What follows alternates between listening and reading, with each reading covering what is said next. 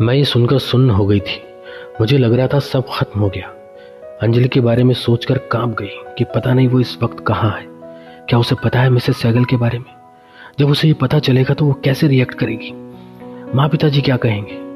इतने सवाल मेरे दिलो दिमाग में आ जा रहे थे और इनका जवाब सिर्फ सहगल और अंजलि के पास था।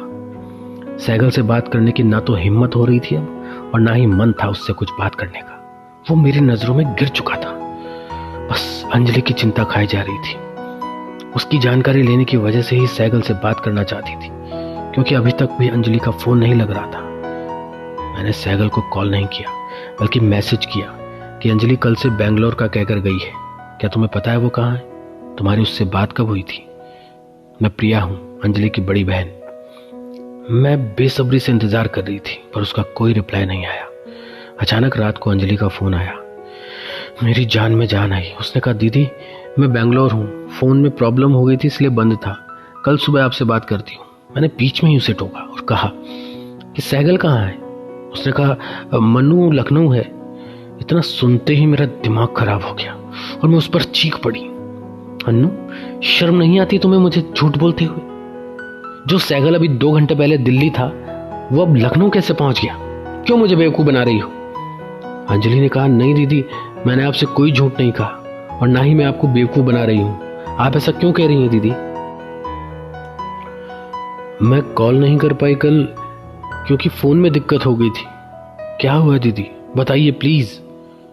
मैंने कहा कि तुम्हारा फोन नहीं लग रहा था और मुझे चिंता हो रही थी, तो मैंने तुम्हारे ऑफिस से सहगल का फोन नंबर लिया।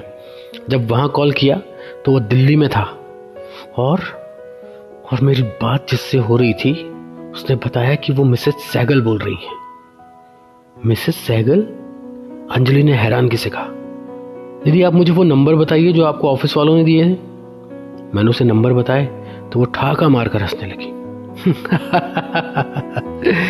अरे मेरी प्यारी दीदी, ये नंबर है तो मिस्टर सहगल का ही, पर वो मनु के कजिन और बिजनेस पार्टनर हरीश सहगल का है। मैं भी एक बार इस गलत फहमी का शिकार हो चुकी हूँ। तब भी उनकी वाइफ ने ही कॉल रिसीव किया था और मैं सकते में आ गई थी। तब मुझे मनु ने बताया कि वो उसके कजिन हरीश का नंबर है और उसी की वाइफ ने फोन पर बात की थी। सॉरी दीदी, आप बहुत परेशान हो गई है मेरी वजह से। अंजलि की बात सुनकर पहले तो मैं अवाक रह गई थी। कुछ समझ नहीं आ रहा था कि ये सब क्या हो रहा है। अब तक सहगल के कजिन का कहीं आता पता नहीं था और आज अचानक इसका नाम कहां से आ गया। पर फिर भी वो मनु सहगल नहीं था, ये सोचकर तो मेरी जान में जान आ गई। मैंने कहा, अनु, अगर सहगल यहाँ लखनऊ है तो तुम बेंगलोर क्यों हो? उसने कहा, हाँ दीदी, मुझे यहाँ आने के बाद ही पता चला कि वो यहाँ नहीं है, बल्कि 2-3 जगह टूर करते हुए लखनऊ पहुंच गए। मैं भी आज रात की फ्लाइट से ही निकल रही हूँ। हाँ अनु, अब इन सब चीज़ों को ज़्यादा मत बढ़ाओ। सहगल से बात करके उसे यहाँ घर लेकर आ जाओ, अब बहुत हो चुका ये सब। अंजलि ने कहा, हाँ दीदी, 1-2 दिन में ही हम सब कुछ डिसाइड कर लेंगे। शेखर, इतना सब चल रहा था पर पता नहीं क्यों मुझे कुछ भी ठीक नहीं लग रहा था। हर बार मेरे मन में सहगल के प्रति संदेह बढ़ता ही जा रहा था। मैंने अंजलि को दोबारा कॉल करके कहा कि मुझे मनु का नंबर दो, मैं उससे बात करती हूँ। तुम भी सुबह तक पहुंच जाओगी और मैं भी उसको यहाँ बुला लेती हूँ। अंजलि से फोन लेकर मैंने मनु से बात की। हेलो हेलो, मनु सहगल बोल रहे हैं? उधर से आवाज है। यस, आप कौन बोल रही हैं? मैंने कहा, प्रिया बोल रही हूँ, अंजलि की बड़ी बहन। मेरा फोन है सुनकर शायद वो थोड़ा सकपका सा गया, ऐसा मुझे लगा उसकी आवाज सुनकर। उसने कहा, ओ दीदी नमस्ते, मैं बस 1 मिनट में आपको वापस कॉल करता हूँ प्लीज। 2-3 मिनट में उसका कॉल आया। सॉरी बोलते हुए उसने कहा, एक्चुअली दीदी मैं अब टेरेस पर आकर बात कर रहा हूँ, वहाँ कुछ गेस्ट आए हुए थे। मैंने उससे पूछा, कहाँ हैं आप? उसने कहा, मैं लखनऊ ही हूँ, कल आया था। मैंने कहा, हम लोग चाह रहे हैं कि एक बार सब बात फिक्स हो जाए।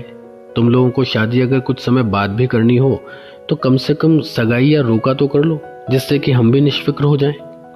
तुम्हारी फैमिली में क्या कह रहे हैं इस बारे में? तुमने अपनी फैमिली में बता तो दिया ना? सहगल मेरी इस तरह दो टूक बात सुनकर थोड़ा सकपका सा गया। शायद वो हाँ हूं ही कर रहा था। मैंने फिर से पूछा, अपने घर में बात की तुमने अंजलि के बारे में? उसने कहा हाँ दीदी, बस आजकल मैं और करता हूँ। मैंने कहा कौन कौन है फैमिली में? मम्मी पापा हैं, पर उन्हें कोई दिक्कत नहीं होगी। मैंने कहा ठीक है, तो तुम अपना दिल्ली का एड्रेस मुझे मैसेज कर दो, एक बार शेखर वहाँ आकर तुम्हारे परिवार से मिल लेंगे। उसने एकदम से कहा नहीं दीदी, इसकी क्या ज़रूरत है, उन्हें क्यों परेशान करना। अंजलि ने बताया था मुझे कि आप लोग भी दिल्ली रहते हैं। वैसे भी मम्मी पापा अधिकतर गांव ही रहते हैं, उन्हें शहर का माहौल और आबो हवा रास नहीं आती। मैंने कहा अरे इसमें क्या हुआ, मिलना तो पड़ेगा ही ना। अभी अगर तुम्हारे मम्मी पापा यहीं दिल्ली में हैं तो शेखर मिल लेंगे उनसे। पर तुमने उनसे बात की है या नहीं अभी तक? उसने कहा एक्चुअली दीदी अभी काम में व्यस्त था, तो सोचा था मिलकर ही बात करूंगा उनसे। अब वो लोग शायद अगले हफ्ते आने वाले हैं, मैं तब बात करता हूँ। मैंने चौंकते हुए कहा अगले हफ्ते? अरे पर उन्हें पहले ही बुला लो ना, शादी पक्की करने के लिए तो आना जाना पड़ता ही है।